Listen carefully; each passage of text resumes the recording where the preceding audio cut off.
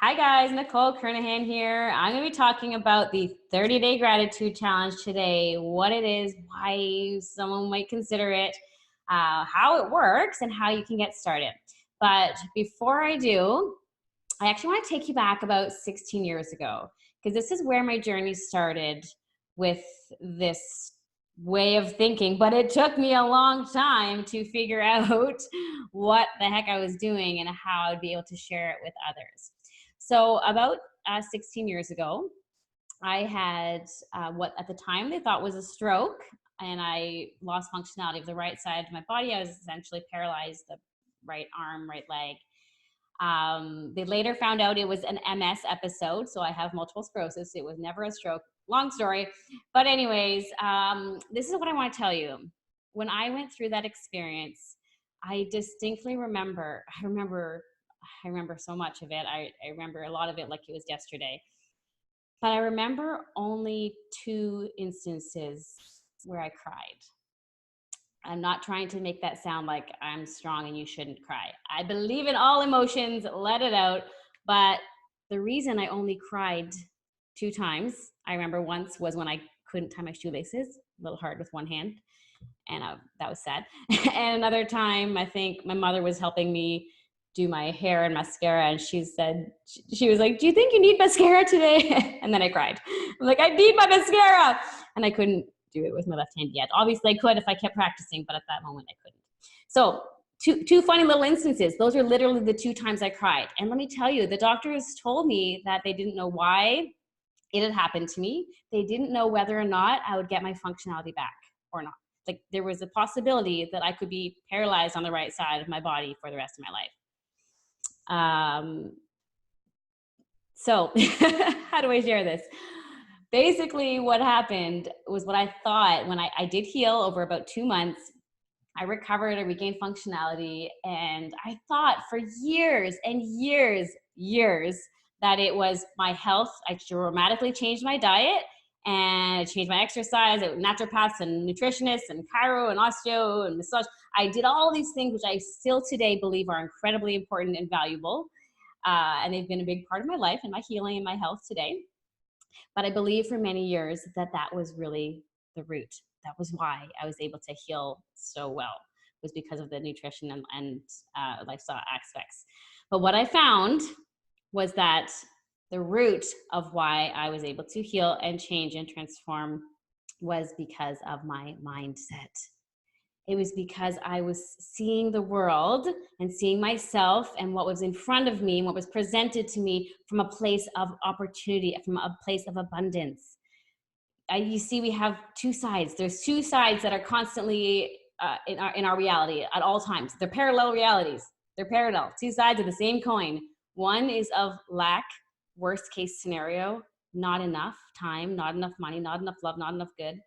And the other is of best case scenario, abundance, more than enough time, more than enough love, more than enough health, more than enough opportunity. And it is our choice which side we look at the opportunities and things that happen to us in our lives. We funnel it through and decide which path we're going to take. Literally, I don't even know if I told my family this, but literally for the first 2 months after I found out that I had multiple sclerosis, I didn't really know much about it.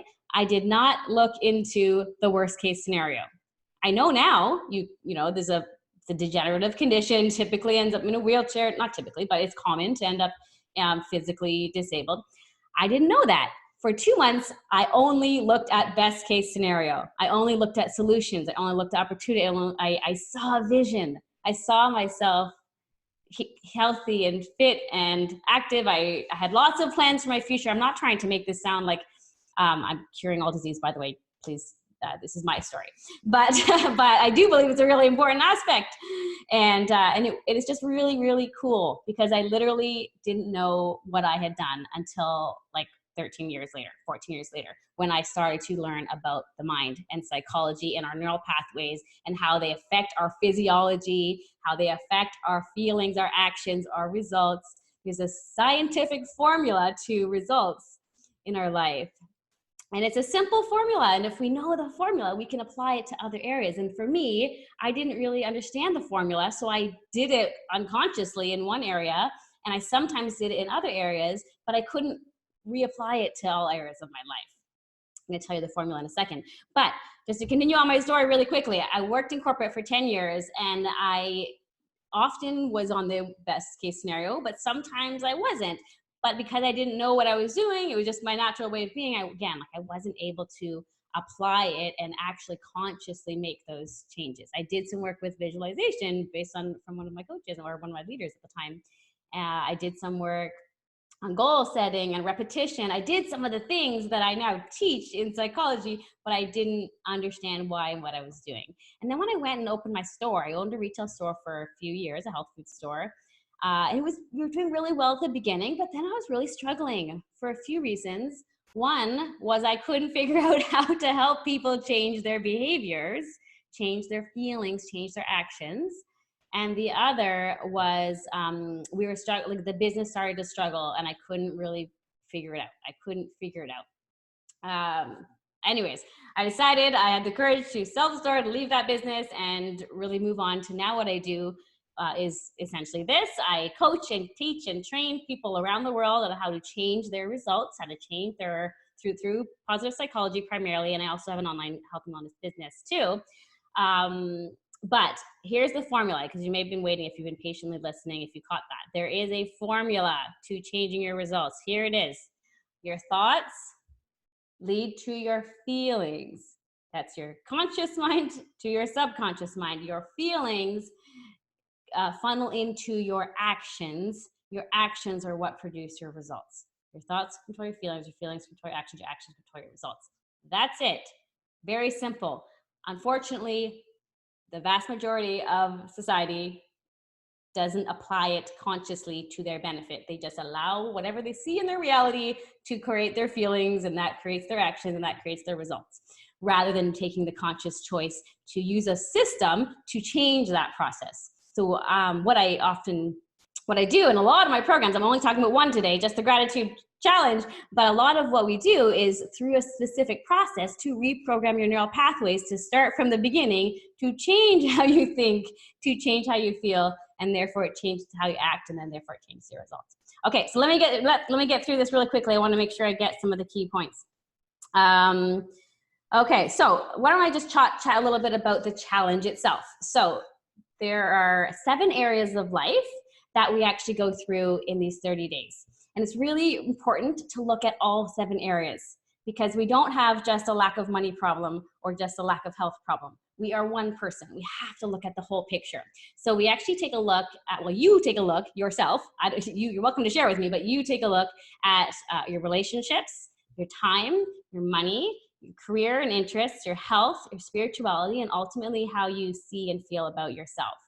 And it's not hypothetical. You're actually going to be taking examples from your own life. So the whole process is really reflecting on you, your own life, finding where there are gaps, how you're feeling, and then we go through 3 levels of gratitude to move through to this deeper level. It is a challenge, okay? You might be listening to this and saying, wow, this is a challenge. It does take some time. It's not a lot of time, but I would say 20 to 30 minutes a day, like there is some time. So here's what you're gonna be doing. You're listening to an audio every day, about 10 minutes or so. You're watching a video once a week, about 10 to 20 minutes.